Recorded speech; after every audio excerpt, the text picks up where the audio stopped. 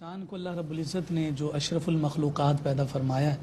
اور تمام مخلوقات میں اسے اشرف اور اعلیٰ مقام عطا کیا ہے،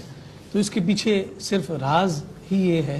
کہ اس انسان کو بھٹکانے کے لیے شیطان بھی پوری قوت لگاتا ہے، بالکل صحیح، اور دوسری سمت انسان کا جو اسپرٹ اور اس کی جو روح ہے وہ حقیقت کی جانب جانے کے لیے بھی اپنا پورا زور لگاتا ہے، اور اسی کشمکش کے درمیان انسان رہتے ہوئے اپنے آپ کو کامیاب کر لیتا ہے۔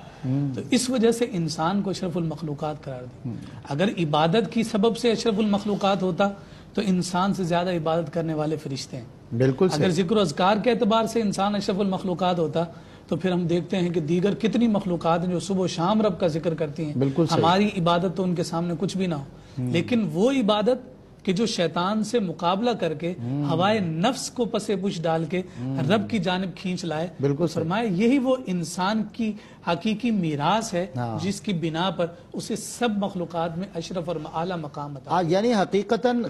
جنگ خیر و شر میں جی رہا ہے۔ بالکل یہ خیر و شر میں اگر وہ خیر کی جنگ جیت گیا تو گویا وہ انسان ہے، اور اگر وہ جیت نہ سکا تو گویا وہ انسان ہو کر بھی انسان نہیں ہے، شعور سے محروم آدمی۔ جیسا کہ انسان زندہ اور مردہ کی مثال قبلہ علامہ صاحب نے بڑی خوبصورت دی کہ وہ زندہ ہو کر بھی مردہ ہے جس کا دل مردہ ہے، تو وہ انسان جو یعنی اپنے خیر کو بھول کر شر پر ہے تو وہ انسان ہو کر بھی انسان نہیں ہے۔ اب یہ دیکھیے کہ قرآن مجید فرقان حمید میں اللہ رب العزت نے بڑا کیٹیگوریکل ذکر فرما دیا، کسی مقام پر فرمایا کہ واللہ اخرجکم من بطون امہاتکم لا تعلمون شیئا وجعل لکم السمع والابصار والافئدہ۔ مفہوم ترجمہ دیکھیے کہ اللہ رب العزت نے فرمایا کہ رب ذوالجلال نے تمہیں تمہارے ماؤں کے پیٹوں میں سے پیدا کیا اور ایسی حالت میں کہ تم کچھ نہیں جانتے تھے، پھر فرمایا کہ ہم نے تمہیں سماعت کے لیے کان دیے، تمہیں دیکھنے کے لیے آنکھیں دی، اور تمہیں افئدہ یعنی تمہیں قلب دیا۔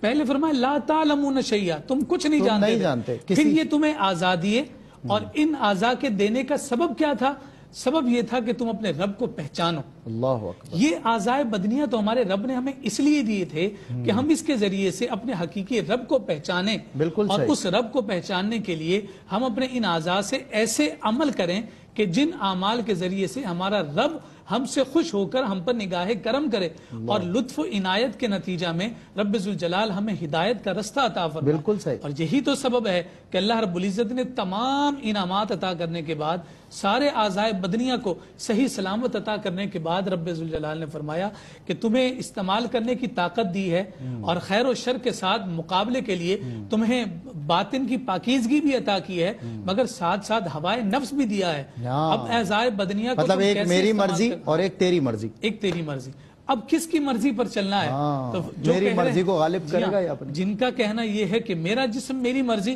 تو پھر انہیں قرآن کا یہ فرمان بھی یاد رکھنا چاہیے۔ رب نے سارے اعضاء دینے کے بعد فرمایا ہے ان السمع والبصر والفؤاد کل اولئک کان عنہ مسئولا، تم اپنے کانوں کے ساتھ، اپنی سماعت کے ساتھ، اپنی بصارت کے ساتھ، اپنے ہاتھوں کے ساتھ، اپنے دل کے ساتھ جو کچھ بھی کرو کرتے رہو، مگر یاد رکھنا اپنی مرضی سے جو تم نے اپنے اعضاء سے کیا ہے کل قیامت کے دن میں تم سے پوچھوں گا۔ اس دن تو یہ زبان بھی بند کر دی جائے گی، زبان اگر جھوٹ بھی بولنا چاہے گی تو وہ اعضاء کہیں گے کہ نہیں باری تعالیٰ، اس نے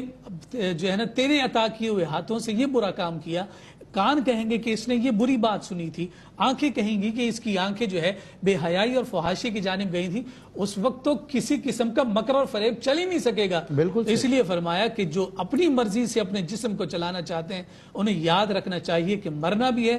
قبر میں بھی جانا ہے، کل قیامت کے دن رب کی بارگاہ میں کھڑا بھی ہونا ہے، اور کانا مسئولہ کے تحت فرمایا کہ تم سے سوال بھی کیا جائے گا اور تمہیں ہر حال میں اس کا جواب بھی دینا